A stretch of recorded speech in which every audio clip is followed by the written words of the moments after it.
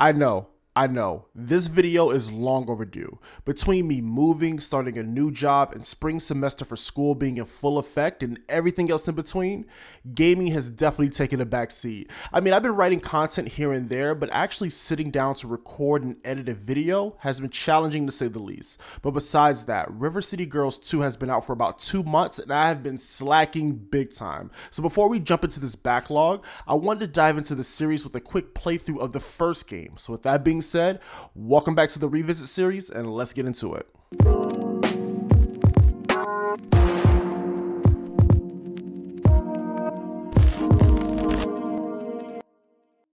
So in 2023, the genre of beat-em-ups are in a very healthy place. Not only do we have retro revival titles like Streets of Rage 4 and Ninja Turtle Shredder's Revenge, but we have ports of genre's favorites like Scott Pilgrim vs. the World, Double Dragon Neon, and even Capcom dropping the beat-em-up collection with classics like Captain Commando. So you can say the genre has made a bit of a comeback, and I'm here for it.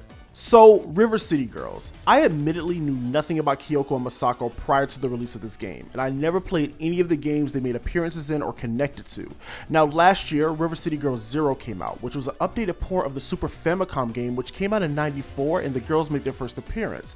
But from all I knew, from the trailer of the River City Girls game, it looked fun and was being developed by one of my favorite developers, WayForward. Now, if you're unfamiliar with WayForward, they're the developers of the Shantae series, Mighty Switch Force, and Cat Girl Without Salad.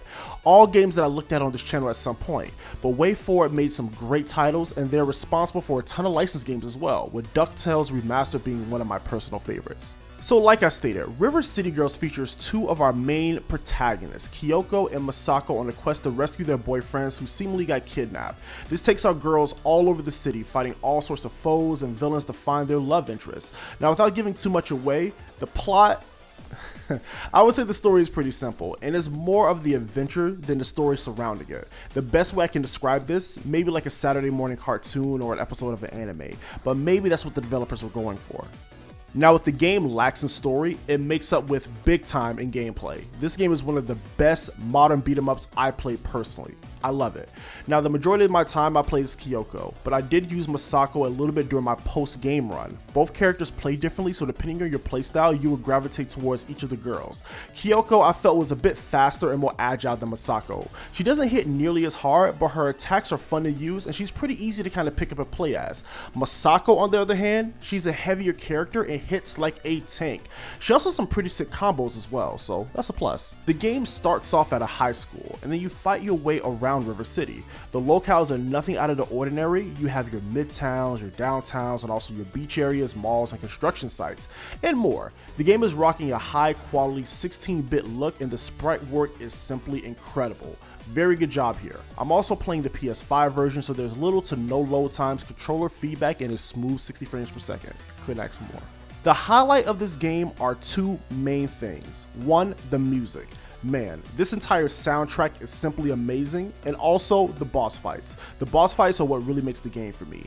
Now, my very first playthrough, these bosses were brutal, but this time around, I had an easier time. Abobo still gave me a run for my money, literally, but everyone else was pretty smooth. It's all about pattern recognition and just really dodging, and you should be okay.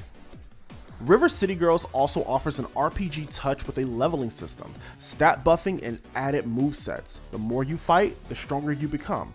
Also, you can collect money to buy new moves, but be careful because the more you die, the more money you will lose. Just ask a Bobo in my case. I know, this is a very short video, but what more can I say about River City Girls? Well, I had an amazing time. The game is just as good, if not better, than I remember. The beautiful 2D sprites, the music, the smooth controls, and that signature WayForward charm and presentation. If you're a fan of beat-em-ups, you don't even have to ask. You probably already own this game, but for those who don't, what are you waiting for? Go buy it. It's on every platform, and I promise you won't regret it. If it made it to the end of this video, I appreciate y'all for rocking with me and being so patient. I know I've been super busy lately, but I'm going to be trying to be better with putting out more videos more consistently, I promise. Don't forget to subscribe if you haven't already, and come join the fam. I appreciate y'all for rocking with me. I love y'all, and I'll see y'all next time.